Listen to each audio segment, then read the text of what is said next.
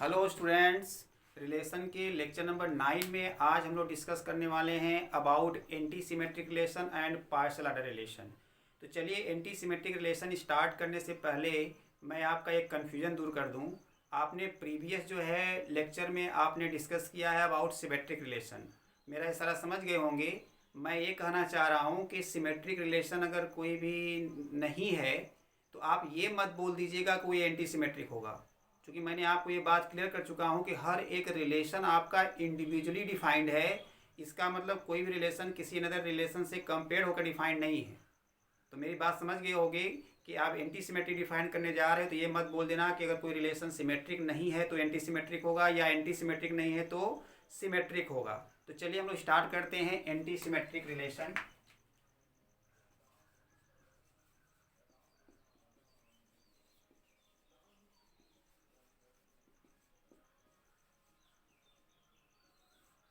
देखिए कितना नाइस इसका डिफिनीशन है। कहते हैं a relation R on set X is said to B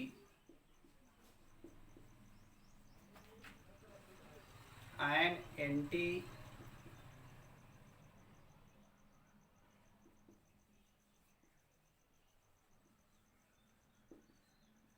symmetric relation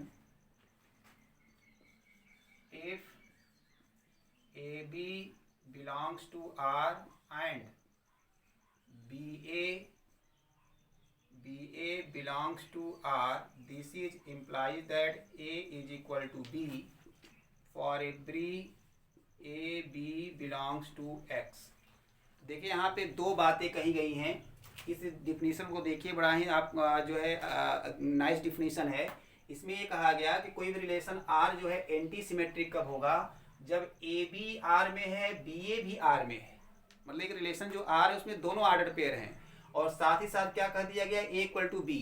तो आप ये सोचो कि ए इक्वल टू बी कह देने पे क्या दोनों आर्डर पेयर उस आर के अंदर हो सकते हैं क्या? जैसे मैं ये ले लिया, एक रिलेशन आर ले लिया, इसमें ए बी और बी ए, क्या ये दोनों इस आर के अंदर हो सकते हैं? नहीं हो सकते। क्यों?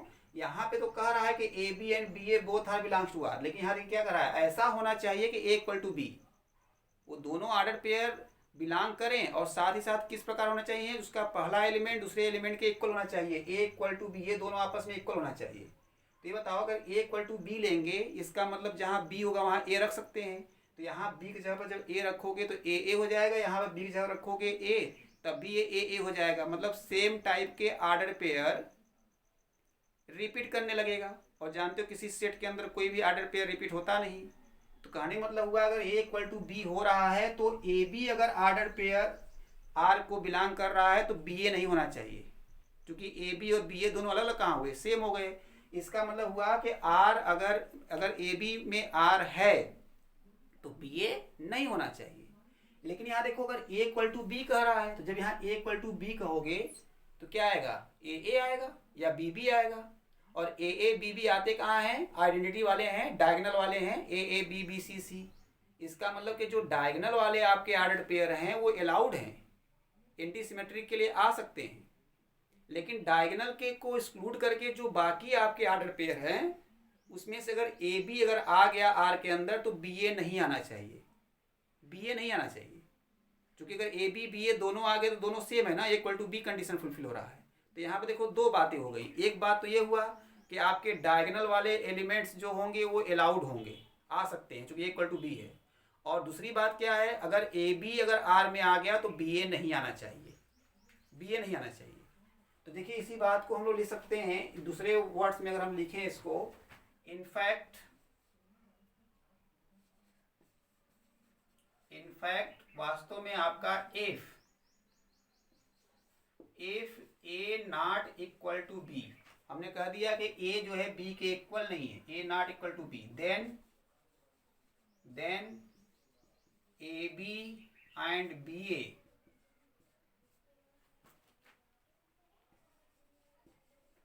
डू नॉट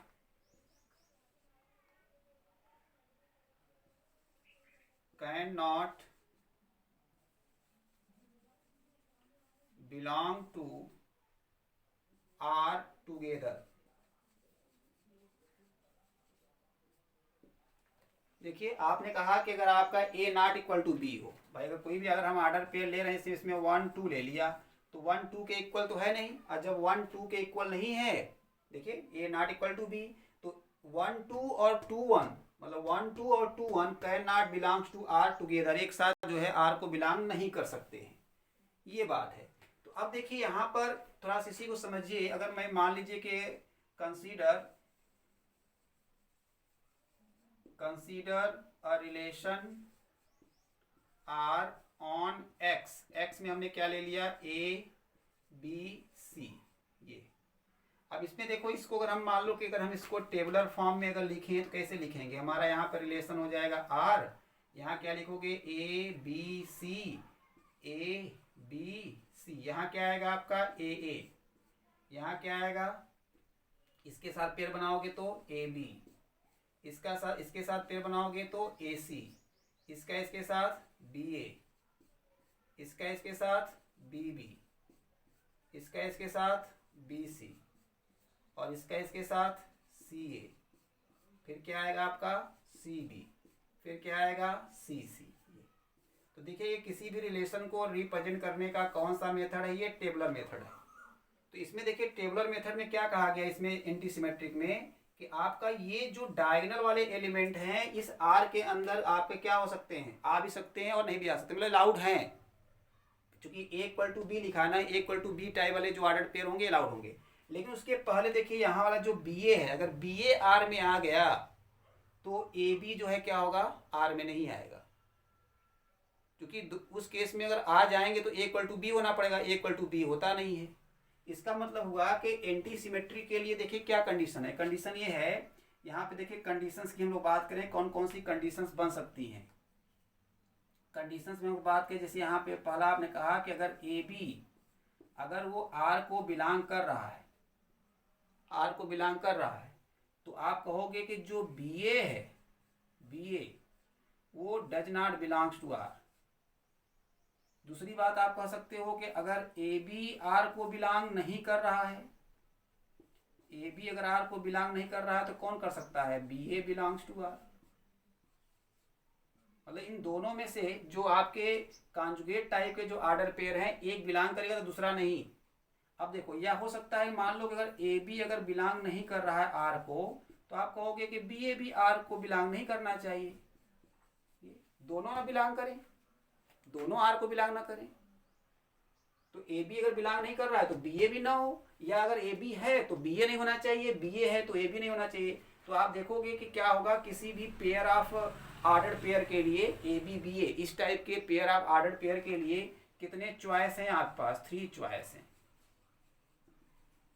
देखेंगे आपके पास 3 चॉइस हैं। इसका मतलब हुआ अगर हम ये दोनों पेयर लेंगे तो इन पेयर को आर के अंदर आने या ना आने के 3 चॉइसेस हैं। हो सकता है कि ये आए तो ये ना आए, ये आए तो ये ना आए, या दोनों ना आए। लेकिन जो डायगोनल वाले हैं, इस डायगोनल वाले के लिए भी 2 चॉइस है। फॉर डायगोनल देखोगे, फॉर डायगोनल के लिए आपके 2 चॉइस हैं। अब कैसे 2 चॉइस हैं, देखो 2 चॉइस इसलिए हैं कि आपका ए आ भी सकता है और नहीं भी आ सकता है। तो कुल मिला के आपको समझ में आ गया होगा कि कोई भी रिलेशन आपका जो है एंटी सिमेट्रिक कब होगा, ये हमने कंडीशन आपको समझा दिया। आइए कुछ एग्जाम्पल से हम लोग समझते हैं।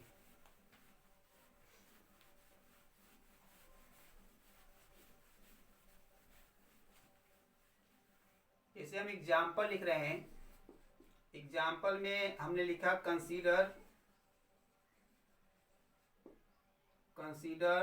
Relations on set X is equal to 1 2 3 such that, देखिए इसमें हमने पहला ले लिया r इज इक्वल टू 5, दूसरा हमने ले लिया इसमें r इज इक्वल टू 1 1 2 2 3 3।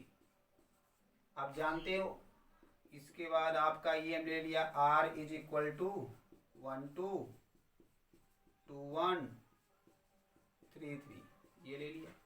चलो फोर्थ वाला एग्जांपल हम ले लेते हैं। r is equal to 1 2 2 3 3 2।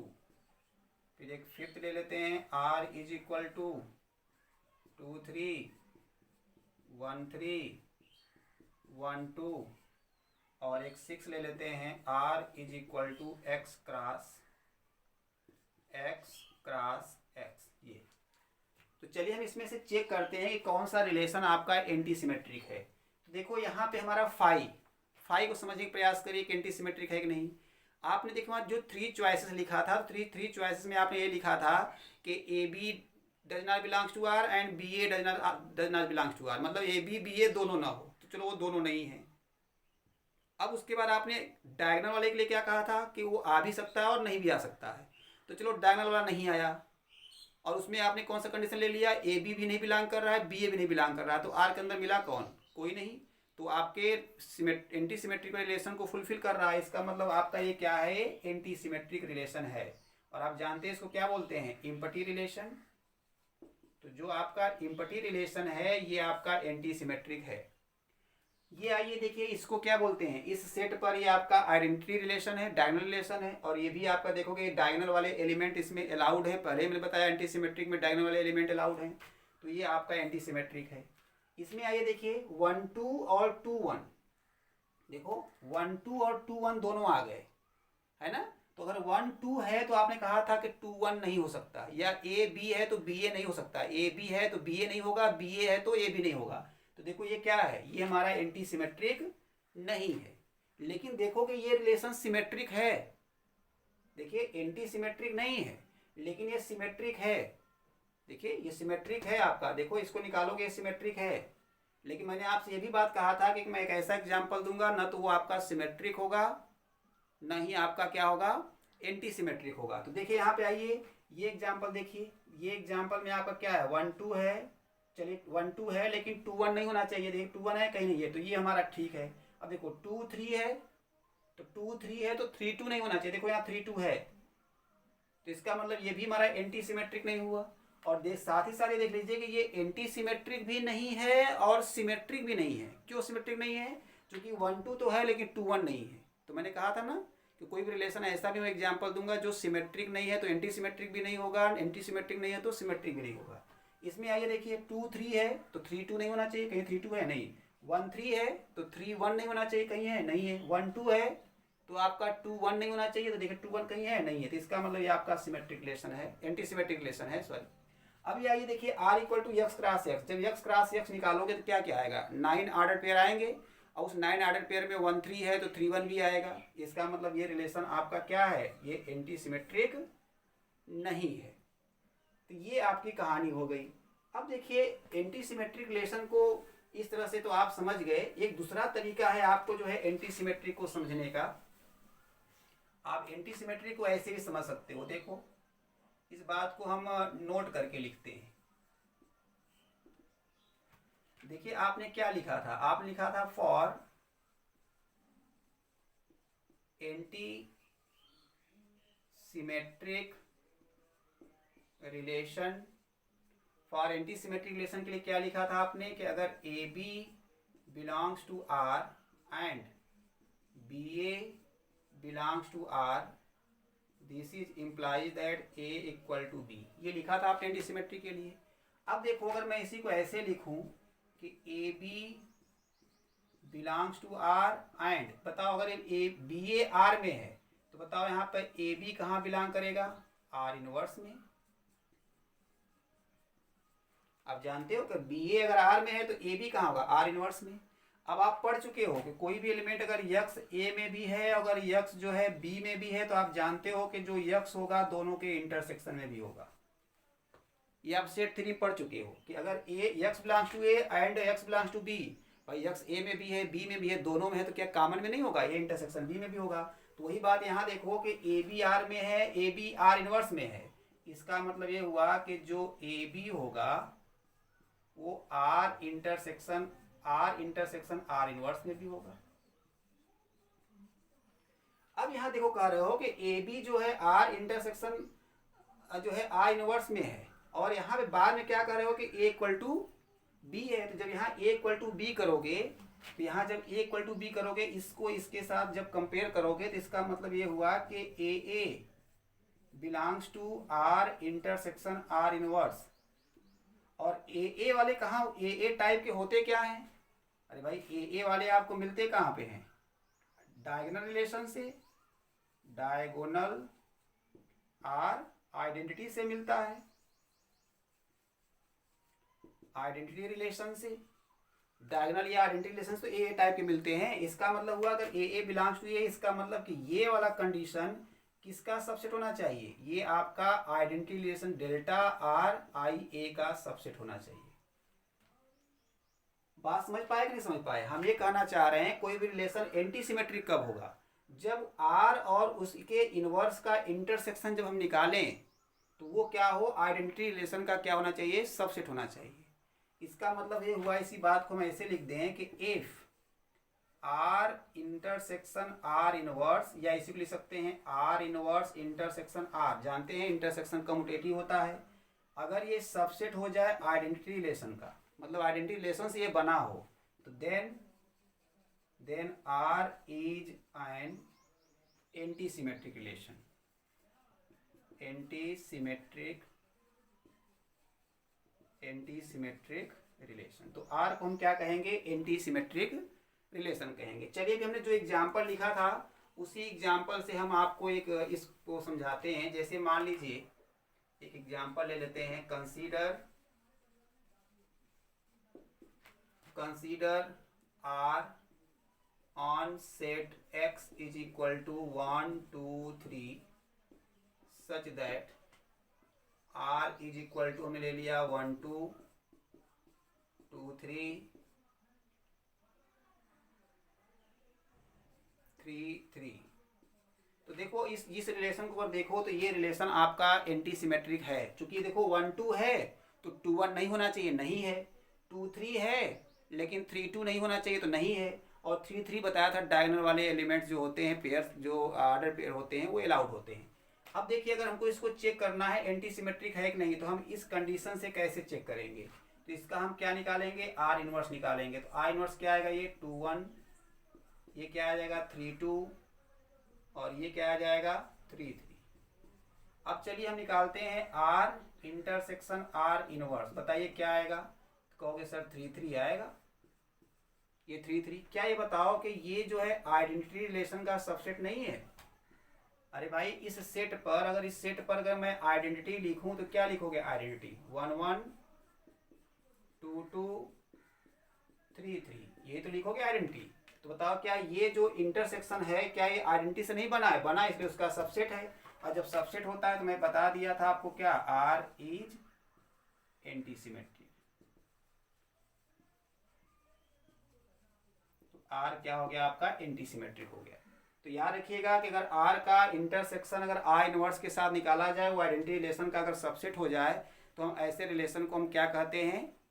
Anti symmetric कहते हैं। जैसे इस तरह से आपका एक एग्जाम्पल और देख लीजिए। इसी में एग्जाम्पल से मान लीजिए आर इक्वल टू हमने ले लिया ए बी और बी ए ले लिया। तो इसका जब इनवर्स निकालेंगे तो क्या आएगा? ये आ जाएगा बी ए और ए बी हो जाएगा। और इसका आर का इंटरसेक्शन जब आर इनवर्स के साथ निकालेंगे तो ये क्या आ जाएगा? पूरा पूरा आर आ जाएगा। देखिए इसका मतलब आर का मतलब क्या आएगा? पूरा पूरा यही आ जाएगा, ए बी बी ए, ये आ जाएगा। और ए बी बी ए का मतलब बताइए क्या ये आइडेंटिटी रिलेशन का, क्या ये सबसेट ऑफ आइडेंटिटी रिलेशन है? नहीं है। इसका मतलब ये रिलेशन आपका एंटी सिमेट्रिक नहीं है। और मैं पहले ही बताया था अगर ए बी है तो बी ए नहीं होना चाहिए। तो इस तरह से आप चेक कर सकते हो। चलिए अभी और भी हम थोड़ा सा एग्जाम्पल की बात करते हैं। हमने बताया था कि रिलेशन जो है ऑर्डर्ड पेयर के अलावा भी जो है दूसरे तरीके से भी डिफाइंड होता है। तो उस तरह के प्रॉब्लम को हम कैसे हैंडल करेंगे? जैसे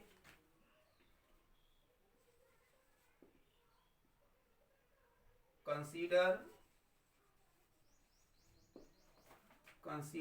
a set of non-zero integers z star and define define a relation R on Z such that A related to B implies that A divides B for every A B belongs to Z। ये देखिए, ये relation आप देखिए, इस relation को हमको अब check करना है कि ये एंटी सिमेट्रिक नहीं है कि नहीं है। तो देखिए यहाँ पर आपने कहा क्या एंटी सिमेट्रिक में, आपने ये कहा था एंटी सिमेट्रिक में कि अगर A रिलेटेड टू B है and B related to A है तो कहोगे this is imply that A equal to B होना चाहिए। तो देखिए करेंगे क्या, हम A रिलेटेड टू B और B रिलेटेड टू A ये दोनों लेकर चलेंगे हम, और जब लेकर चलेंगे तो हम ये प्रूव करने का प्रयास करेंगे कि ये दोनों आपस में इक्वल है। तो देखिए यहाँ पे क्या करेंगे, यहाँ पे आपका हो जाएगा for anti symmetric. For anti symmetric के लिए क्या करोगे आप, A related to B and B related to A implies that. तो देखो अगर A रिलेटेड टू B है तो कहोगे A डिवाइड्स B, एंड अगर B रिलेटेड टू है तो क्या कहोगे B डिवाइड्स A। अब बताओ, आप कह रहे हो A डिवाइड्स B और फिर कह रहे हो एंड B डिवाइड्स A। ये बताओ ऐसा कब हो सकता है कि जब A B को भी डिवाइड करे और B A को भी डिवाइड करे? ये कब हो सकता है? ये तभी होगा जब आपका A इक्वल टू B हो। अरे जब दोनों आपस में इक्वल होंगे तभी तो A B को डिवाइड करेगा और B A को डिवाइड करेगा। तो देखो A related to B and B related to A that equal to A equal to B मिल गया। इसका मतलब क्या आ गया, R will be an anti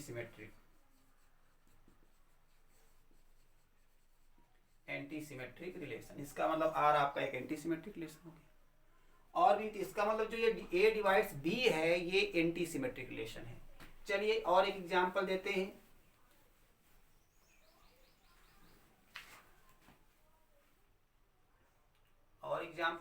जैसे आपने लिया let R be a relation on set S। ये क्या है, set of subsets of a set. ये सेट ऑफ सबसेट्स है ऑफ अ सेट, कोई एक सेट है उसके सबसेट्स का सेट। डिफाइंड एज कैसे रिलेटेड है, देखिए A related to B implies that A subset of B। यहाँ लिखा फॉर एवरी A B जो ले रहे हो आप, set A B belongs to क्या है, S है। तो देखिए आपका यस क्या है, ये सबसेट्स का सेट है। आप जानते हो कोई सेट ले लो, सेट का सबसेट लिख लो, तो जितने सबसेट्स हैं उसका सेट बना लो। और सेट ऑफ सबसेट्स का जो होता है मतलब होता है उसे आपको पावर सेट कहते हो, क्लास 11 में आपने पढ़ा हुआ है। आइए हम लोग बात करते हैं, देखिए ये एंटी सिमेट्रिक है कि नहीं है। तो देखो क्या करोगे यहाँ पे अगर आप A रिलेटेड टू B है तो और क्या लोगे आप, B रिलेटेड टू A। तो now we have to prove that A equal to B। तो देखो A रिलेटेड टू B है तो क्या आएगा, A subset of B, and अगर B रिलेटेड टू A है तो क्या आएगा, B सबसेट ऑफ A। तो ये बताओ कब होता है ऐसा, जब A subset of B, B subset of A। It means that A equal to B। A equal to B का मतलब क्या हो गया, R will be anti symmetric. आपका एंटी सिमेट्रिक हो गया। देखिए A subset of B, B इसका मतलब जो सबसेट होता है सेट का, जो सबसेट्स वो आपका हमेशा क्या होता है, एंटी सिमेट्रिक होता है। चलिए अब इसके बाद हम लोग बात करते हैं कि आपका कि किसी भी सेट पर हम लोग कितने एंटी सिमेट्रिक रिलेशन डिफाइन कर सकते हैं। तो अब देखिए यहाँ हम लोग बात करते हैं number of anti symmetric relation. देखिए number of anti symmetric relations की बात करें तो चलिए हमने यहाँ पे सपोज कर लिया, सपोज कोई एक सेट A है, उसमें आपके कितने n एलिमेंट्स हैं। पता है इसको क्या बोलते हैं, इसी को ऐसे भी लिखते हो आप, ऐसे n of A is equal to n। ये सिंबल होता है, इसको बोलते क्या है,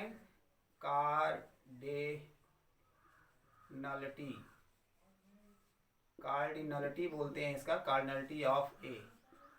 अब कार्डिनलिटी का मतलब जान ही रहे हो, सेट में कितने आपके एलिमेंट्स प्रेजेंट है वो कार्डिनलिटी कहलाता है, उसका कार्डिनल नंबर कहलाता है। तो कार्डिनलिटी आप है, तो ए में आपके n एलिमेंट्स हैं। तो अब हम जानना क्या चाहते हैं, हम जानना ये चाहते हैं कि इस सेट पर कितने एंटी सिमेट्रिक रिलेशन डिफाइंड होंगे। तो अब देखो, अगर हम इसको इस तरह से लिखें रिलेशन को, तो यहाँ पे मान लो a1 है, a2 है, a3 है, डॉट डॉट डॉट an है। फिर यहाँ हम ले लें a1 है, a2 है, a3 है, डॉट डॉट डॉट an है। तो यहाँ क्या आएगा a1 a1, तो और यहाँ पे क्या आएगा a1 a2। आपको पता है सब क्या आने वाले हैं। यहाँ पे क्या आएगा a2 a1 a2 a1, फिर यहाँ क्या आएगा a2 a2। तो कुल मिला के आपको पता है कि डायगोनल में क्या आने वाले हैं पूरा ये। तो देखो, आपको मैंने बताया था कि एंटी सिमेट्रिक रिलेशन के लिए जो डायगोनल में आ रहे हैं, ये डायगोनल वाले हर एक एलिमेंट के लिए 2 चॉइस है। तो मैं बात कहूँ for diagonal element, for diagonal element क्या होगा 2 चॉइसेस। 2 चॉइसेस होंगे डायगोनल एलिमेंट्स के लिए। और डायगोनल एलिमेंट होंगे कितने, अगर n एलिमेंट्स हैं तो आपको पता है n ऑर्डर पेयर होंगे। तो 1 के लिए अब 2 चॉइसेस क्या हुआ कि a1 हो, मतलब ऑर्डर पेयर में ये हो भी सकता है और नहीं भी हो सकता है, तो 2 चॉइस हो गया। इसका मतलब क्या हो गया 2 द पावर n, टोटल हो गया 2 द पावर n। क्योंकि पहले वाले के लिए 2 चॉइस, तो 2 चॉइस, फिर दूसरे वाले के लिए भी 2 चॉइस, फिर ऐसे इंटू इंटू करते हुए क्या हुआ 2 चॉइस। ये 2 इंटू 2 कितनी बार n टाइम्स, तो आपका क्या हो जाएगा 2 द पावर n। लेकिन उसके बाद डायगोनल के बाद देखो, जो ये पेयर है, ये पेयर और ये पेयर, मैंने बताया था इसके लिए कितना चॉइस होते हैं 3। ये होगा तो ये नहीं होगा, ये होगा तो ये नहीं होगा, या तो दोनों नहीं होगा, 3 चॉइसेस होंगे। तो ये बताओ कि टोटल आपके अगर कितने एलिमेंट्स हो जाएंगे, n elements, n square elements. अरे अगर n एलिमेंट हैं अगर a में, तो एक रास a निकालोगे तो n स्क्वायर हो गए, और n स्क्वायर में से आपने n माइनस कर दिया, कौन सा डायगोनल वाला। तो इतने तो आपके इस डायगोनल के ऊपर और नीचे मिला कितने बचे, तो बताओ डायगोनल के नीचे कितने होंगे। इसी का हाफ जो है डायगोनल के नीचे होंगे, डायगोनल के नीचे, और इतना ही आपका डायगोनल के ऊपर। तो अब देखो कि ये वाला जो ऑर्डर पेयर है, ये जो पेयर ऑफ ऑर्डर पेयर बन रहे हैं, इसके लिए कितना चॉइस है, कितना चॉइस है। तो कहोगे सर इसके लिए जो हमारे पास चॉइस है वो 3 है, तो क्या हो जाएगा into 3 to the power n square minus n by 2। क्योंकि इसके लिए जो इन दोनों का मिला के हम पेयर बनाएंगे तो एक ही हो जाएगा, तो हाफ हो जाएगा। तो क्या हो गया 3 choices, 3 to power n square minus n by 2। तो इसका मतलब क्या हुआ, number of anti symmetric relations on set A containing n elements is equal to 2 the power n multiply by 3 to power n square minus n by 2। तो याद रखिएगा कि इतने आपके क्या होते हैं, number of anti symmetric relation होते हैं। तो चलिए ये आपका हो गया। इसी में अगर एक छोटा सा अगर आप प्रॉब्लम करना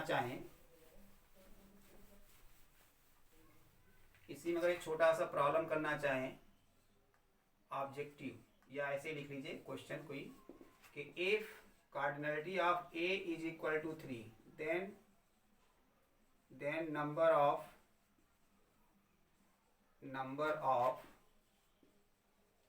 anti symmetric relation on A dot dot dot कितने होंगे आपको बताना है।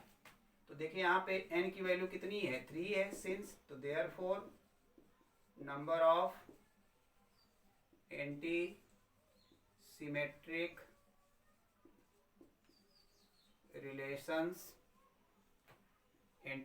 रिलेशंस इक्वल टू क्या होता है 2 the power n into 3 to power n square minus n by 2। तो ये कितना हो जाएगा 2 the power 3 into 3 to power 3 का स्क्वायर माइनस 3 बाई 2। तो ये हो जाएगा 2 की पावर 3 8 हो गया, मल्टीप्लाई बाई ये कितना हो जाएगा 3 3 जा 9। तो 9 में से आपका 3 निकल गया 6, और 6 को 2 से डिवाइड करोगे तो क्या आ जाएगा 3, तो ये हो जाएगा 27। तो ये कितना हो जाएगा, ये हो जाएगा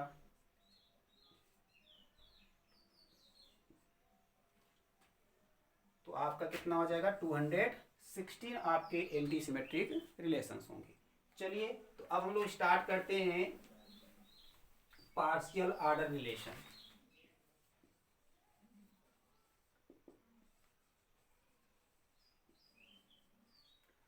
देखिए पार्शियल ऑर्डर रिलेशन स्टार्ट करने से पहले हमको बता दें कि कोई नया रिलेशन नहीं है, ये ऑलरेडी आप डिस्कस कर चुके हो। जैसे मैंने आप बताया था इक्विवेलेंस रिलेशन, तो इक्विवेलेंस रिलेशन में मैंने क्या बताया था, कोई भी रिलेशन अगर रिफ्लेक्सिव है, सिमेट्रिक है, ट्रांजिटिव है तो इक्विवेलेंस है। उस तरह से पार्शियल ऑर्डर रिलेशन में क्या है, कोई भी रिलेशन अगर आपका रिफ्लेक्सिव है और सिमेट्रिक ना होकर के एंटी सिमेट्रिक है और ट्रांजिटिव है। रिफ्लेक्सिव, अब जहाँ पे सिमेट्रिक व सिमेट्रिक जब जब क्या होगा एंटी सिमेट्रिक, तो रिफ्लेक्सिव, सिमेट्रिक एंड ट्रांजिटिव से हम लोग पार्शियल ऑर्डर रिलेशन कहते हैं। तो चलिए हम डिफाइन करते हैं, कहते हैं a relation R on set X is said to be a partial order relation if it satisfies the following conditions। देखिए फॉलोइंग कंडीशंस में पहला क्या है, R इज रिफ्लेक्सिव। सेकेंड क्या है आपका, R इज एंटी सिमेट्रिक।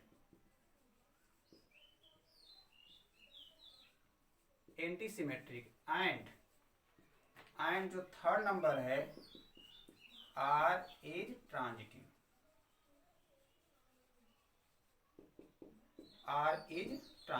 ये तो रिफ्लेक्सिव हो, एंटी सिमेट्रिक हो और ट्रांजिटिव हो, तो हम ऐसे रिलेशन को क्या कहते हैं, पार्शियल ऑर्डर रिलेशन कहते हैं। अब देखिए इसमें अगर हम एग्जाम्पल की बात करें तो एग्जाम्पल में अगर हम लोग जैसे मान लो consider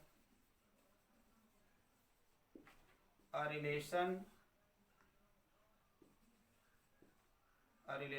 R on set X is equal to, चलो हम यहाँ पे ले लेते हैं 1 2 3 such that R is equal to हमने ले लिया 1 1 2 2 3 3 1 2, जैसे ये ले लिया। तो देखो ये रिलेशन आपको अगर चेक करना है कि ये पार्शियल ऑर्डर है कि नहीं, तो देखो ये रिलेशन पहला नंबर यहाँ से देख लीजिए आप, एक एक करके समझिए। ये रिलेशन आपका रिफ्लेक्सिव है, ये तो रिफ्लेक्सिव है। क्यों? चूंकि इसकी आइडेंटिटी क्या होगी 1 1 2 2 3 3, तो देखो इसमें 1 1 2 2 3 3 इसमें है। चलो ये तो रिफ्लेक्सिव हो गया। अब आइए बात करते हैं एंटी सिमेट्रिक का। हम बात करते हैं एंटी सिमेट्रिक का। तो देखिए एंटी सिमेट्रिक है कि नहीं, देखिए डायगोनल 1 1 2 2 3 3 बताया था, एंटी सिमेट्रिक में डायगोनल वाले ऑर्डर पेयर अलाउड हैं। अब देखो 1 2 है तो 2 1 नहीं होना चाहिए, कहीं है क्या 2 1 नहीं, इसका मतलब ये एंटी सिमेट्रिक भी है। अब आ जाइए हम बात करते हैं क्या, ट्रांजिटिव का। तो ट्रांजिटिव के लिए मैंने आपको बताया था कि ट्रांजिटिव के लिए आर लिखा है, तो एक बार आर और लिखिए 1 1 2 2 3 3 और 1 2। अब फिर क्या करिए, आर का आर के साथ कंपोजिशन निकालिए। तो देखिए 1 1 से है, 1 1 से है तो 1 1, और 1 1 से है, 1 2 से है तो फर्स्ट और लास्ट 1 2, और 2 2 से है, 2 2 से है तो क्या आएगा इसमें 2 2 आएगा, और कहीं 2 से नहीं 3 3 से है तो 3 कहाँ है, 3 3 से है तो 3 3 आएगा। और देखोगे ये हमारा आर हो गया। देखो आर कंपोजिट आर निकाले तो आर आ गया, तो क्या ये बताओ आर आर का सबसेट नहीं होगा? होगा, इसका मतलब ये ट्रांजिटिव भी हो गया। तो देखोगे ये जो रिलेशन आपने डिफाइन किया है ये रिफ्लेक्सिव है, एंटी सिमेट्रिक है, ट्रांजिटिव है। तो देयरफॉर आर क्या है, R is a partial order relation. Partial order relation, इसका मतलब ये पार्शियल ऑर्डर रिलेशन है। और भी अगर एग्जाम्पल की बात करें, देखो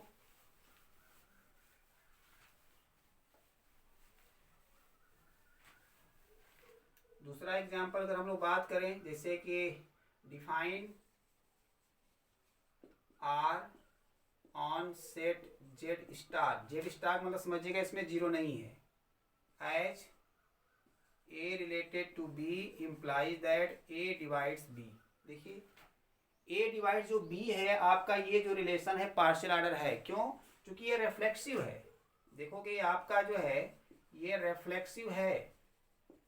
रिफ्लेक्सिव कैसे है? क्योंकि ए डिवाइड्स बी में लिखा है तो यहाँ रिफ्लेक्सिव ए रिलेटेड टू ए लिखोगे तो ए डिवाइड्स ए ट्रू है। अब आ जाइए इसकी बात करते हैं। देखो इसके अभी पहले मैंने इसको प्रूव कर चुका कि ए डिवाइड्स बी आपका एंटी सिमेट्रिक है, तो ये एंटी सिमेट्रिक भी है, अभी प्रूव कर चुके हैं आप एंटी सिमेट्रिक। और ट्रांजिटिव में देखो, ट्रांजिटिव में कहा, मैं भी इसको ट्रांजिटिव वाले में भी प्रूव कर चुका हूँ कि ए प्रीवियस जो है आपके वीडियोज में हमने सब कुछ चीज़ें प्रूफ किया, वहाँ पे जाके आप देख सकते हैं। तो यहाँ पे देखिए ए डिवाइड्स बी है, बी डिवाइड्स सी है, तो क्या ए डिवाइड्स सी नहीं होगा? इसको भी देखो, ए डिवाइड्स बी है एंड बी डिवाइड्स सी है, बी डिवाइड सी है, तो क्या ए डिवाइड सी नहीं होगा? होगा। इसका मतलब ये आपका ट्रांजिटिव भी है, ये आपका ट्रांजिटिव भी है। इसका मतलब ये हुआ कि जब ये तीनों है, इसका मतलब ये हुआ कि आर क्या है?